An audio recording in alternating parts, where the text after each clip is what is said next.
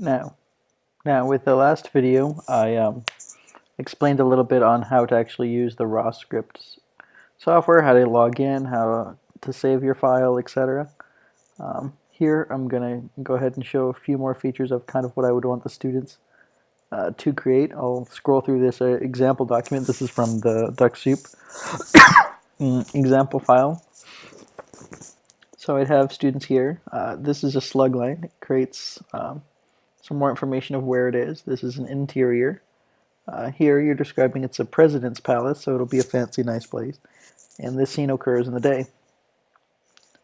This describes a little bit about the scene here, what it is. So a whole ensemble of dignitaries are gathered, waiting for the entrance of the president. So this is the ensemble, or the group of people. This is who are the characters that are speaking or doing something on screen. This here is a parenthetical. Parentheticals give you a little more information on what the characters' actions are supposed to be doing, what their kind of, action versus dialogue, which is what they're actually saying. So here the group of dignitaries, heads of state, are singing, and they're singing "Hail, Hail, Fredonia, land of the brave and free." This is another, again, another action, as you can see here. So it kind of describes what's happening. The President Groucho comes in, and then Groucho says, "You expecting someone?" And a guard replies, "Yes." You can see by the character and the dialogue. Here, again, an action. The ensemble strikes up, and he raises his cigar in the salute. Continue on. There we have spots Groucho, the dialogue, and so on. So I can create, right here, if I hit enter, it'll create another character. So I could say Groucho again, or it'll even actually give you a couple of options of characters you've already used. So I'll use Groucho, and it'll say continued here. Groucho continued. Because I'm using Groucho a second time rather than having additional dialogue for him, it's kind of continued. So I'll say that was an interesting selection.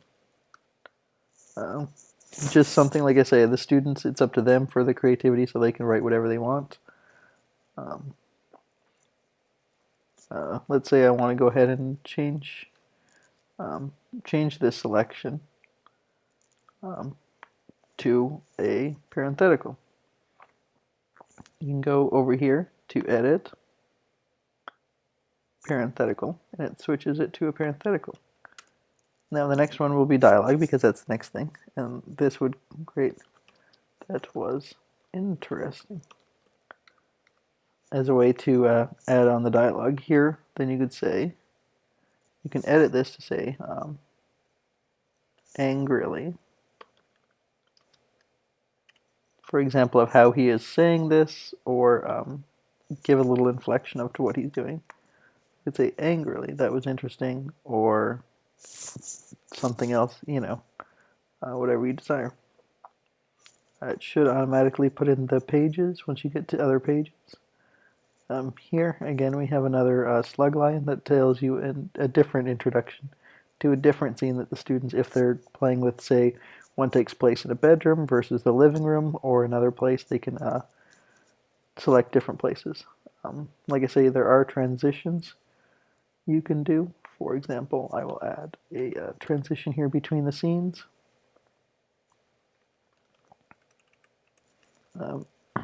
Transition, for example, would be fade in or fade out. Usually it describes what the camera is doing in a particular scene, but like I say, I'm not really going to have the students using cameras too much, more actions, so that's kind of the actions you would do. And here we go, we have a fade in command over here that describes what the action is. Like I say, transitions are kind of odd, usually used for more camera work. Since I'm having students act it out, I wouldn't normally see that. On the right side here, you'll notice that there are different types of scenes. So the interior of the President's Palace, I can jump then directly to the other day, but if the students have two selections. but they shouldn't create an exceptionally long script because that's not really the exercise. To create a long script, I just want them to interact with the English language and get an understanding of how to use the characters in the scene. Notes, you can add notes to particular aspects of the day if the students need to. For example, this one says both wear ridiculous masks. I can add a quick note here, and I can say, buy more masks. And save it, and it kind of creates a note here so that you can give somebody a little indication of what's happening, and if you need the students to edit that, they can. Like I say, you can save it and export it once you're done. And then that's a quick view of kind of the idea of something I'd like the students to prepare.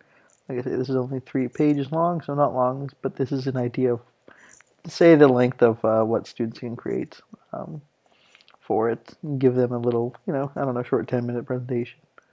So I hope that kind of explains a little bit